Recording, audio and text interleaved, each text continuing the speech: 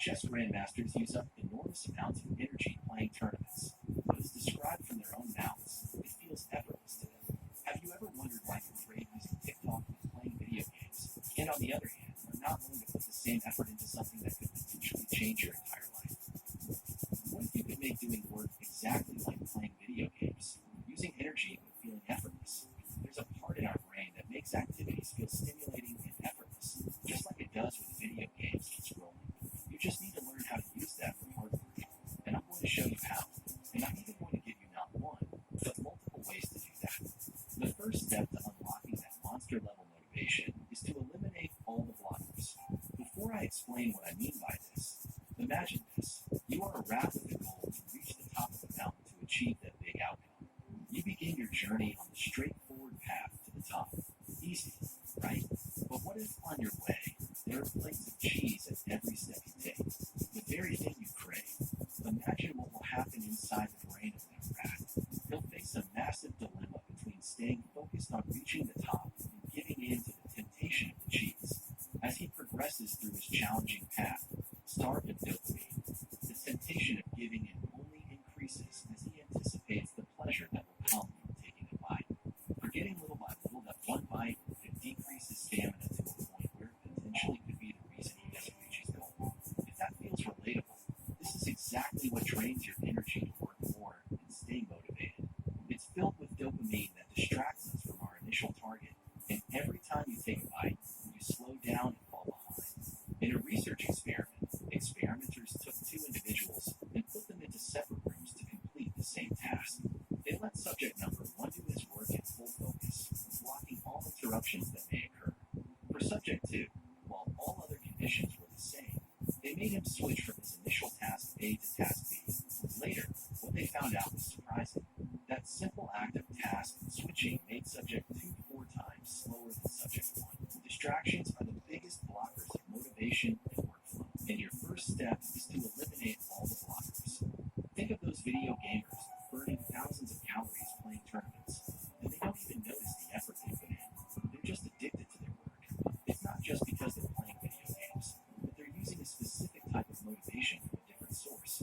People who are able to tap into it, people who work harder than any of us, like professional athletes, speakers, and even one of the most hardworking celebrities, Mr. Beast, describe having the same feeling as video gamers. They don't notice how the time passes by. They just love doing the thing. They're addicted. How is a person no different than you able to get addicted to their work that feels so hard to you? Can you also get addicted to your work just like them? Let me explain what it takes to get addicted to your work, just like scrolling. Experts looked closely at these winners and found that the source from which the winners were pulling their motivation is different from normal people. There are two types of motivation, extrinsic and intrinsic. Extrinsic motivation is when we are motivated to achieve an outcome. This is where all normal people get their motivation from. They want the outcome. Intrinsic motivation, on the other hand, means you're motivated to do the process. It's like listening to a song to enjoy the song, not just to finish it. The most powerful way to tap into it is by simply changing your goals. So it's not about achieving an outcome, but becoming the type of person who could achieve that outcome. So when things get harder and there's no hope, you won't give up. Because if the point is to become that type of person, then the harder it is, the better you can build it. Now let's look at the science of getting motivated. Science tells us that we are wired to seek activities that give us pleasure. It is deeply ingrained in our neural circuitry. This strong craving for pleasure is driven by a neurotransmitter in our brain called dopamine. To understand why we're motivated to use TikTok so much rather than work, and how to make working as pleasurable as TikTok, it's essential to understand that the release of dopamine is one of the powerful motivators for changing behaviors. Imagine you're scrolling on TikTok. Dopamine is released in your brain, and you experience pleasure. Now, your brain associates using TikTok with those good feelings and wants to relive them again and again. As a result, it craves TikTok. Then, every time you use TikTok and experience satisfaction, the reinforcement of that behavior only strengthens, making you addicted to it. Scary, right? But what if we can flip the table and make doing work just like with TikTok? This is how you hack your dopamine supply to get motivated. You're a computer. No, I am a computer. Nate Smith. No one likes a smartass. Hating his 9 to 5, struggling at his 9 to 5, to starting an Instagram account that's something he was passionate about. We're constantly pursuing highly stimulating activities due to the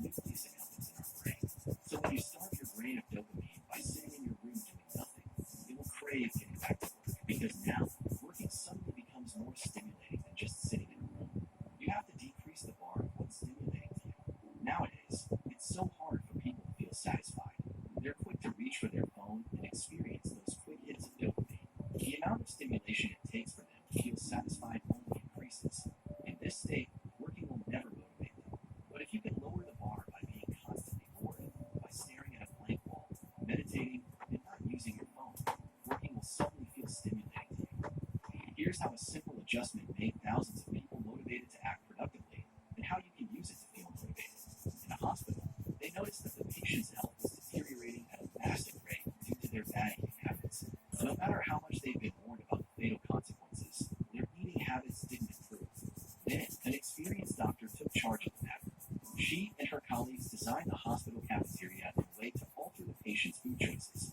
Originally, the cafe was filled with soda, so they also added water as an option there. Additionally, they placed baskets of water throughout the room. Now, water was more convenient and easy to grab. The result was quick, and they noticed that over 3 months, the soda sales decreased by 11% and water bottle sales increased by 25%. They also made some similar changes with food and saw similar results. Think of how powerful it is. They were able to change the behavior of thousands of patients without bringing the slightest change in their motivation. Your environment changes your behavior more effectively than motivation does. Because if I hold a gun to your head and ask you to work, you'd be motivated to work your ass off.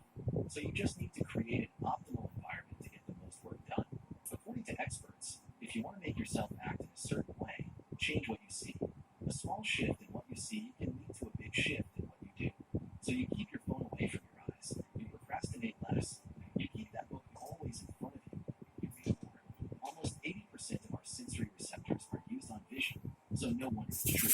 How does the world's toughest athletes, including over 60 triathlons and ultra triathlons, stay motivated? Every one of his days consists of a little thing, but still, how does he manage to go through this consistently? Where 99% of people even struggle to get out of bed. When you ask these elites, they tell you it's not about motivation but discipline. While some of them might be true, it's not entirely accurate. They are motivated, but their motivation is different from everyone else's. We pursue the things that spike higher levels of dopamine and not. Again, for most people, the reward spikes more dopamine for them than the pursuit.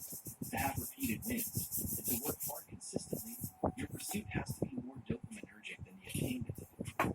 Goggins likes the pursuit. He gets more dopamine out of pursuit and doesn't care about the result. He gets pleasure from the friction itself. Goggins trained himself to push through pain, even when not motivated. Recently, scientists have identified a part of the brain called the anterior mid-cingulate cortex. This part focuses on the brain's willpower. And the crazy thing is, when people do what they hate, it increases its size. So the more you push through pain, the more you strengthen your will, and over time, it becomes easier for you to commit to the work. Hard work isn't fun, and often not pretty. It's painful, but by having this great goal, you sign up for this. You acknowledge that, yeah, it's going to suck. So you pay the price, you get the outcome. Otherwise, you don't get it. There's a reason it's called hard work. That's it. If you want more valuable content, you can join my free newsletter from the description. There, I'll send you emails on how to level up your character, emails about exceptional social skills, and human nature.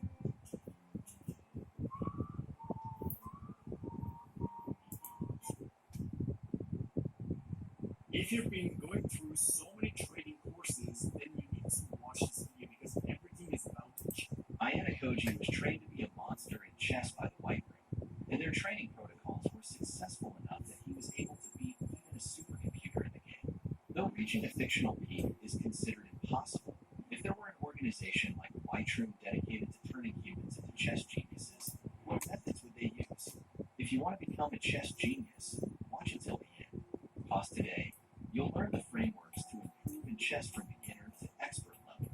So it doesn't matter if you're a beginner or an experienced player. You can derive value from this video. I'm going to show you how to level up from any stage, from beginner to advanced, and tell you everything related to what skills you need to master and have practice, exactly like White Room showed you. So this might be the only chess video you will ever need to watch to become a pro. At this stage, you start out as new. You know how the pieces move, but don't know the tricks and tactics. You can't figure out what your opponent is plotting, and you can't anticipate their moves in advance. You might even get checkmated in 2 moves. And that's okay. You need to be a beginner at first to become a master. There are four things you need to master before moving up to the next level.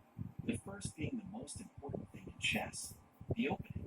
If your opening is weak, you stand no chance against your opponent. If you don't have any opening of your choosing, my recommendation is that you learn the Karl Yan and the King's Indian setup. I'm going to give you a practice routine later, but first, always remember one golden rule, which is one thing at a time. At the beginner stage, you tend to be impatient because you feel somewhat bad for not knowing all the winning techniques or strategies. And to level up faster, you try to learn multiple things at once. But what you don't know is that it makes you progress even slower. Multitaskers have a massive disadvantage over players who focus on one thing at a time. They don't master the opening and start learning mid-game strategies, and they fail against someone who has mastered the opening. Forcing moves are when you compel your opponent to move according to your own plan. This is one of the powerful techniques you can learn as a beginner to increase your winning rate. If you master this, you're literally going to control the game. There are basically three types of forcing moves you need to understand. The first one is a threat. A threat can be applied at many levels, but it simply means putting your opponent in a tough spot and gaining an advantage from him. You don't need to go complex here. Because at this stage, you can't really predict others' moves. You can just be simple and attack your opponent's important pieces with your non-important pieces, creating a threat. Just by doing that, you gain a massive advantage over the opponent. The next forcing move is capture. Look at the board in front. Here you'll see that white is threatening to capture black's queen using his rook knight. Here, black cannot do many things to protect his piece. If the queen moves to either of these squares, white will give checkmate. And when the queen takes the rook back, white can win a forced capture. And the last, most powerful one is checkmate. Here, white gives checkmate using his rook. Now, black can only move with his bluff, but it's also claimed by white's bishop, leaving him with no options. White forces black to defend the attack with his queen and wins a capture. Great! Now you know the basics of controlling the game. But wait, in the heat of battle, your mind stays so occupied that you can't see these forced moves. Rather than making your opponent react, it seems that you instead react to their moves. So how do you pinpoint these clever moves even amidst chaos? Pattern recognition. Pattern recognition simply means remembering similar successful moves from previous games and using the knowledge in the current game you're playing. It means that you've watched this strategy and tactic played out so many times that you can instantly recognize it and plan for it. Players with a high yellow count have exceptional pattern recognition. Though from the outside, their fast moves make it seem like they have exceptional fast thinking capability. What it really is pattern recognition. That's why people who have spent more time inside the ring than others have a high chance of winning, because their brain can recognize successful patterns faster than others. The best way to build pattern recognition is by doing lots of puzzles. Then when you start playing, your brain starts connecting the puzzles you've practiced and searches for the winning move. Another way to improve is to not play on autopilot. It can be the single worst thing you waste your time on. You learn nothing when playing mindlessly. So when playing the game, keep your eye on the board and focus on fixing mistakes. There's one skill that chess grandmasters spend the most time developing that makes them better than anyone. It is their memory. It's not a secret that having an exceptional memory will set you apart from the rest, because chess is a game that depends on how well your memory is. But how do you train that muscle, especially to do better in chess? Not to talk about the active recall, sleeping better, and repetition stuff. We all know that. Rather, I found an exercise that you can use to improve your memory along with your calculation ability and pattern recognition. This is a visualization technique. What you have to do here is try to imagine a chessboard and its colors in your mind.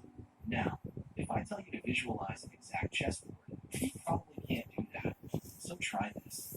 Imagine the first 6 blocks on the corner of a chessboard and try practicing it until you can instantly picture this in your mind. After you're comfortable with that, try adding the pieces in your imagination that come into these squares. As you also get comfortable with that, try expanding one block on either side and ingrain it in your memory. As it gets easier, keep expanding the board until you can visualize the whole board at once. Okay, now that you've leveled up from beginner to intermediate, here I'm going to show you how you can always stay one step ahead of your opponent. The secret to being good at chess, and the most efficient way to practice the game, which will improve times faster than your normal practice method. In this stage, I'm assuming you've mastered the opening. But the next question is, after playing the opening, then what? Most people nail the opening perfectly, but then they get confused, and their opponent takes this chance to attack and gain an advantage over them. We'll not spend much time on this because there's more important things to discuss, but you do need to improve your middle game skills in order to win. Here are some essential middle game principles you want to incorporate in your game. First is trading your low value pieces for their high value ones. Let's think in the future for a moment.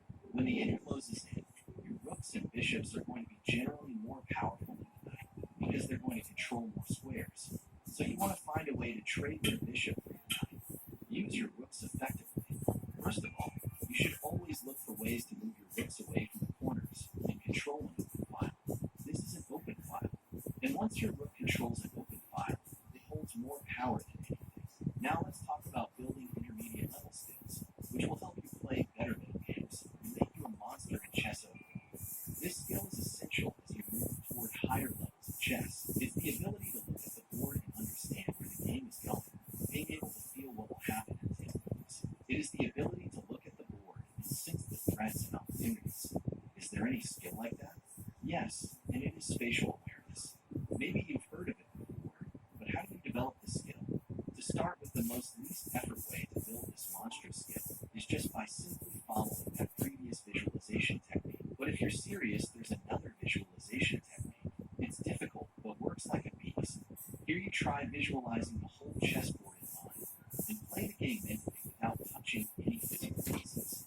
Approach it like the previous one. First, only try moving the pawns, and once you're comfortable with that, you expand your vision and move different pieces. Let's be real, it's a difficult skill that takes years to build, so don't beat yourself up for it. Just practice it daily with patience, because with each visualization exercise you complete, you sharpen your spatial awareness like a finely tuned blade. As I said earlier, yes, there's a more effective way to practice chess that will literally improve your chess skills 10 times faster. If you swap your normal practice method for this, you're literally going to compress 10 days worth of practice into 1 day. It is also how you move up to the expert level. So what is the system of that more effective method? It's a simple 4-step process. Here's how the process looks combined with a real-life situation. One day, a psychologist began an experiment. He called a college student to his office daily to improve his memory. The psychologist would give him a string of 7 digits to recite. If he was able to memorize them correctly, the psychologist would increase the number. However, if he got it wrong, 2 digits subtracted. The student was once able to memorize 7 digits, which was considered the maximum limit that a human could recite at that time. Session after session, he would try memorizing beyond that number and hit a barrier of frustration, being unable to recall more than that time every time. He continued to come each week trying to improve. Then one day, he managed to recall 11 digits. The psychologist noticed that a cycle would occur multiple times between practices. This cycle involved hitting to exceed the limit, prolonged frustration, sudden breakthrough, and rapid progress. It happened at digits 22 and 34 all the way up. Digging deeper, the psychologist crafted that practice method into 4 steps. The student had a well-defined specific goal. His target was obvious. After recalling 12 digits, the next was 13. Next, his practice period was intense blocks of uninterrupted focus. For a complete hour, he focused on just memorizing. He received feedback to make changes to his memorizing system. That feedback was immediate and easy to understand. He either got it right or not. Lastly, he was constantly pushed out of his comfort zone. There was frequent discomfort that made him operate on the edge of his ability. If he got that right, he'd move up a digit. But if he got that wrong, 2 digits would be subtracted. Other ways to move up to the expert level are to play with opponents significantly stronger than you and take help from an expert who has a trail of experience to teach you. Now, the practice routine for this is to use the 4 methods of practice from now on and incorporate it into your game and practice routine. Chess is a game that must be played in a calm state if you want to win. For that, you would need massive emotional control ability. To learn how to control emotions, watch this next.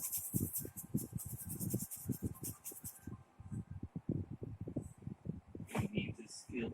If there's somebody in your life and you don't know that they're a snake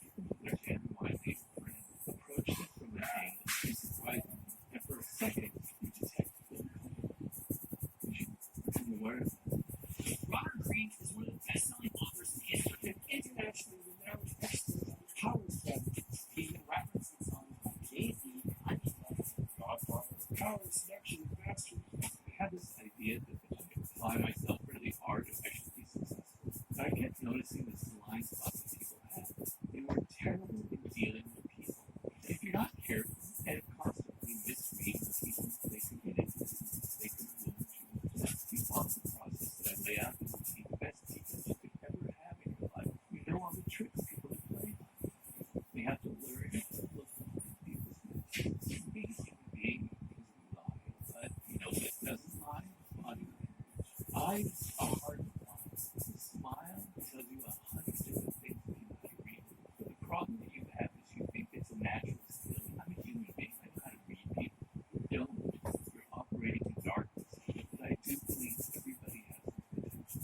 So the first thing to do is frenemies. We don't have frenemies. Yes, they sabotage this group. And you don't want them in your life. And one common sign of a frenemy is It's absolutely crazy to me that so many of you have decided to watch our show, and so many of you have decided to subscribe to our show. We now have 5 million subscribers on YouTube, which is a number that I just can't comprehend, and it's a dream that I absolutely never could have had. We started the Diary of a CEO just over 3 years ago now, and in my wildest expectations, we might have had 100,000 subscribers by now. So you can imagine how shocked I am that so many of you have chosen to tune into these conversations every week and spend some time with us. So thank you. And I made a deal with you. I made a deal that if you subscribe to the show, that we would continue to raise the bar. And in 2024, we're going to raise the bar like never before. I've been working for the last 9 months on a surprise for all of you that subscribe to the show, and I'm very excited to deliver that for you. The production's going to change. We're going to go even further with our guests, and we're going to tell even more global stories. So as always, if you appreciate what we're doing here, the simple, free favour I'm asking from you is to hit the subscribe button. Let's get on with the episode. Robert,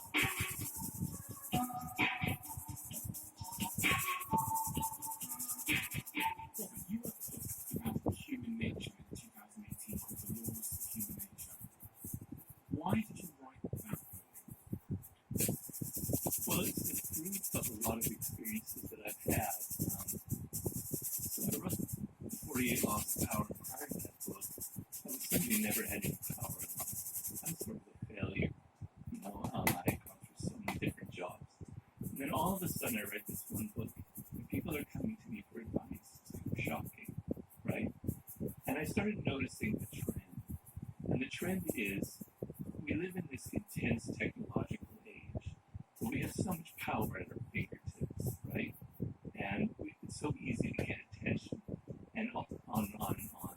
And we have this idea that everything in life should be easy. It's all about just, well, if I apply myself really hard, I should be successful. But I kept noticing this blind spot that people have.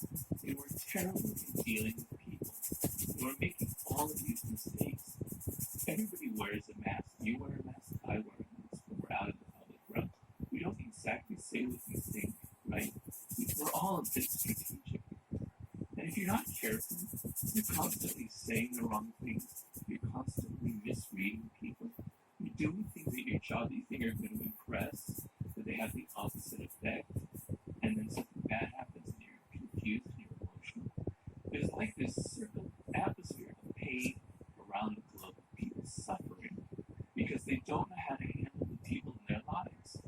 And because we're so virtual, we're so locked in our phones, we're becoming worse and worse at reading other people and understanding them.